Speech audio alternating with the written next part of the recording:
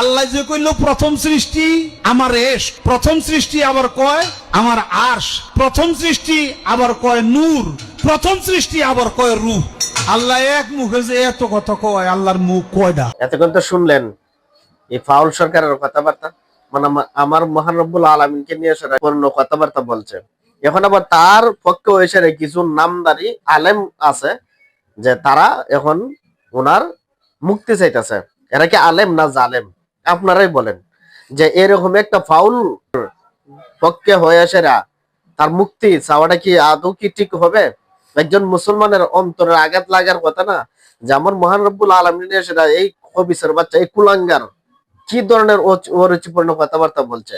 এখন আবার অনেকে দেখছি যে মাঠে ময়দানে নামতেছে যে তার নাকি মুক্তি চাই।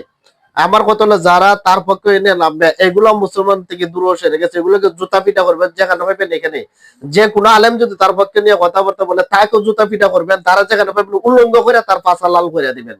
কারণ যে মহান রব্বুল আলমকে নিয়ে সেরে এরকম কথাবার্তা বলে তার পক্ষে যারা নিবে তারা অবশ্যই সে মুসলমান হতে না, সে কাফের। আমি ডাইরেক্ট বলবো সে কাফের হইবে।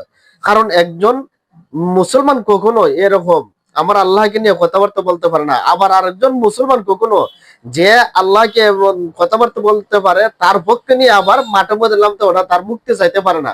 তাই আমরা সরকারের কাছে বিশেষ করে আবেদন করব, ফাঁসি দাবি করি। আমরা তার ফাঁসি চাই, তাকে অতি বিলম্বে ফাঁসি দেওয়া হোক। আর এরকম ধর্ম নিয়ে যারা কটূক্তি কথাবার্তা বলবে, যারা আমরা আল্লাহ রাব্বুল আলামিনকে নিয়ে কথাবার্তা বলবে, তাদেরকে গোপনে না প্রকাশ্যে আমরা তাদের ফাঁসি চাই। যদি ভিডিওটা ভালো লাগে সবাই শেয়ার করবেন। আর যারা তার পক্ষে নিবে তাদের পাছা উদাম করে লাল করে দিবেন বাইরে।